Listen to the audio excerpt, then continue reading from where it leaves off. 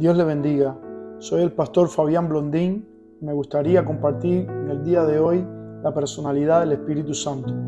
En la Biblia encontramos símbolos para identificar al Espíritu Santo y su obra. Algunos son el viento. Este símbolo lleva consigo la naturaleza invisible pero real del Espíritu Santo. Tal como vemos en Juan 3:8, podemos sentir los efectos del viento, pero el viento en sí es invisible. En Juan 2:2 se usa con gran fuerza la imagen del viento para describir la venida del Espíritu Santo. Otro símbolo es el agua. Es muy necesaria para sostener la vida. Jesús prometió río de agua viva en Juan 7, del 38 al 39, pero por supuesto que estaba hablando acerca del Espíritu Santo. El tercer símbolo que vemos en el día de hoy es el fuego.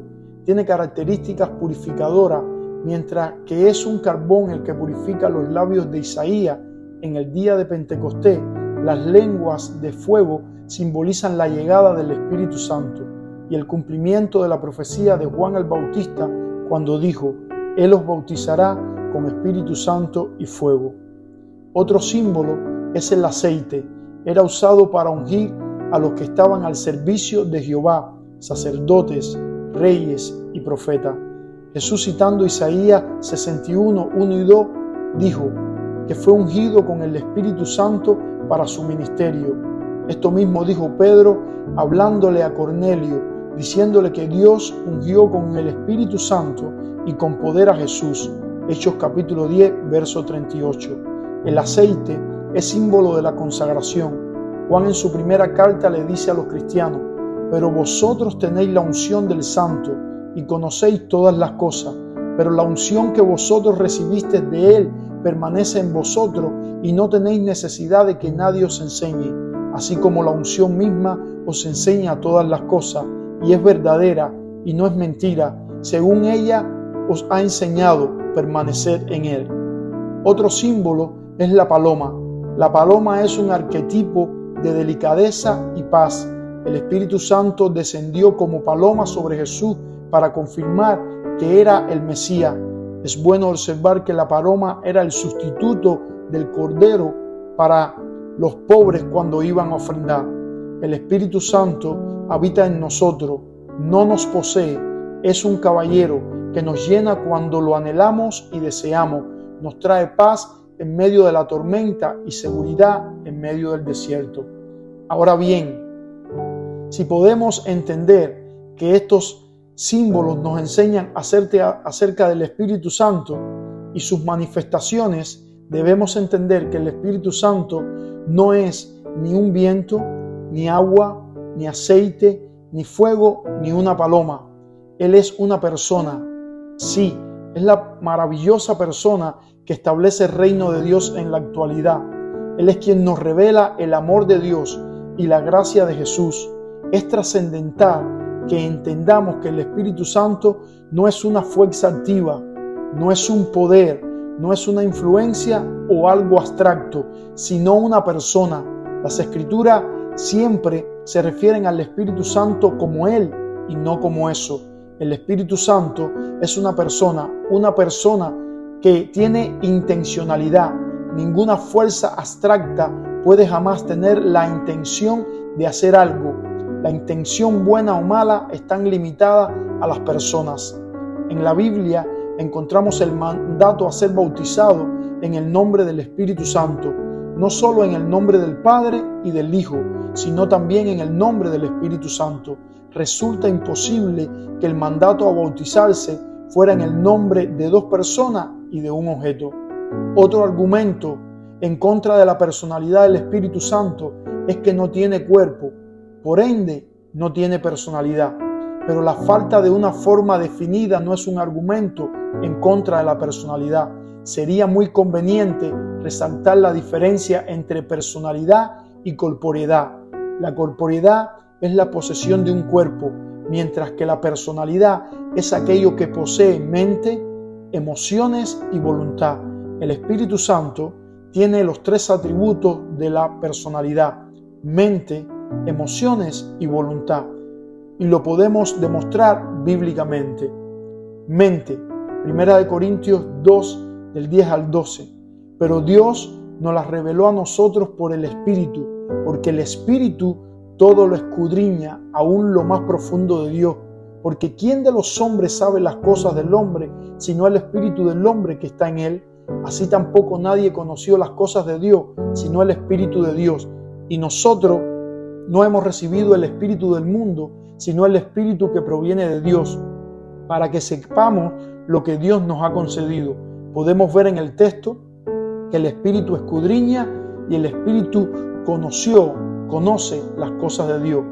Emociones. El Espíritu Santo tiene amor, gozo, dolor, experimenta tristeza. Por lo tanto, el Espíritu Santo es una persona. Efesios 4:30 dice: y no contristéis al Espíritu Santo de Dios, con el cual fuiste sellados para el día de la redención. La palabra contristar quiere decir hacer entristecer o entristecer a alguien. Por supuesto que un objeto no puede entristecerse. Tercero, voluntad. Pablo, hablando acerca de los dones, dice: pero todas estas cosas las hace uno y el mismo Espíritu, repartiendo a cada uno en particular como Él quiere. Es el Espíritu quien reparte a los creyentes los dones, quien reparte a la iglesia los dones para la extensión del reino de Dios. No solamente que tiene los 3 atributos de la personalidad, sino que también realiza actividades personales. Por ejemplo, el Espíritu habla, Hechos 8:29, ama, Romanos 15:30, enseña y recuerda, Juan 14:26, reparte dones, 1 Corintios 12:8-11, convence, Juan 16:7 y 8, bautiza, 1 Corintios 12:13, guía, Juan 16:1, nos dice que somos hijos de Dios, Romanos 8:16, testifica de Jesús, Juan 15:26, intercede, Romanos 8:26-27, alienta, Miqueas 3:8, fortalece, Hechos 9:31, revela, escudriña, 1 Corintios 2:10, capacita, 1 Corintios 12:11 y da gozo, Romanos 14:17. La realidad es que estos conceptos bíblicos la mayoría de los cristianos lo conocen en la teoría, pero en la práctica son muy ignorados. Aunque decimos que el Espíritu Santo es una persona, la mayor parte del tiempo lo tratamos como un objeto. Los objetos, por su posición inanimada, son manipulables y usables a conveniencia de los humanos. ¿Cuántas veces no hemos clamado al Espíritu Santo para que nos llene, se mueva, nos use, nos liberte, nos sane y derrame algún don sobre nosotros?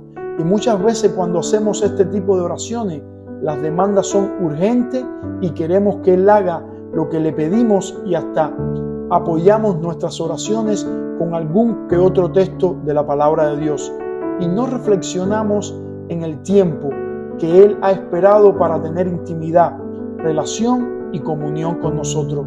El Espíritu Santo de Dios nos anhela celosamente. Santiago 4:5. Él nos desea constantemente. Es imposible ser amigos de Él si no pasamos tiempo a su lado. Hace algún tiempo atrás, un amigo pastor me preguntó: ¿cuál crees sea la principal razón de la ausencia de las manifestaciones del Espíritu? ¿Y por qué hay un porcentaje tan bajo de los que hablan en lengua, aún entre los que creen que los dones son para este tiempo? Él esperaba que yo le diera una respuesta teológica del asunto, ya que en cierto sentido estaba frustrado porque deseaba ver las manifestaciones del Espíritu. Mi respuesta fue sencilla: los cristianos contemporáneos están aprendiendo a vivir sin la dependencia del Espíritu Santo, y la evidencia es el trato como a un objeto que muchos le dan. La mayoría de los cristianos se acuerdan del Espíritu en los cultos dominicales, y algunos más aventajados quizás otro día, si asisten entre semana al templo. Ese tipo de trato es un insulto a la santa persona del Espíritu Santo. ¿Cómo querer que se sienta bien alguien a quien yo he ignorado toda la semana? Los objetos llevan uso, los manipulamos a nuestra conveniencia y resultan útiles, pero las personas llevan tiempo. Mientras más tiempo invertimos en una persona, más consolidamos nuestras relaciones. El matrimonio, en sus primeros años, aunque ambos se aman, es inevitable los problemas porque les falta conocimiento mutuo. Sin embargo, cuando llevan muchos años y han pasado tiempo de calidad, el conocimiento que tienen el uno del otro les solidifica. En nuestra relación con el Espíritu Santo, si lo tratamos como un objeto, manipulándolo a nuestra conveniencia para obtener resultados de Él, no avanzaremos, porque Él no es un objeto, sino una persona.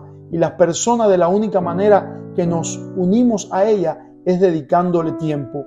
Cuando esto pase, nos fundiremos con Él y el resultado será, entre otras cosas, una comunión especial que desembocará en una adoración al Padre en espíritu y en verdad. La dependencia del Espíritu Santo es convertirlo a Él en el centro de nuestra vida.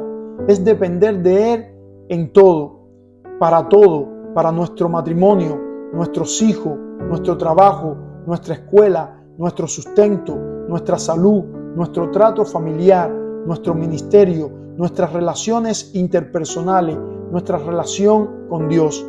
Aunque en la esencia de su personalidad tiene poder ilimitado hasta el punto de resucitar a Jesús, lo cual es el acontecimiento más poderoso de la historia, también es sumamente sensible en su personalidad, a tal punto que podemos herirlo con nuestros actos, palabra, postura y concepto.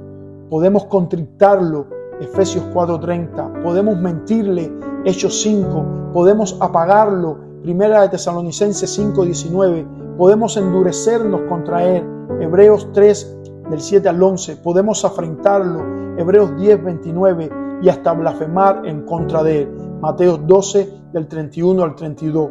Recordemos, queridos hermanos, recordemos siempre que el Espíritu Santo establece el reino de Dios en la actualidad. Él es quien nos revela el amor de Dios y la gracia de Jesús. El Espíritu Santo es la tercera persona que compone la Trinidad. El Padre es el autor, el Hijo es el consumador, pero el Espíritu Santo es el aplicador. El hecho de que Jesús anunciara que iba a estar al lado de nosotros y en nosotros muestra la necesidad inmensa que tenemos de Él. Él es la maravillosa persona que envió Jesús para que esté con nosotros todos los días y hasta el fin del mundo. Dios te bendiga mucho en este día. Amén y amén.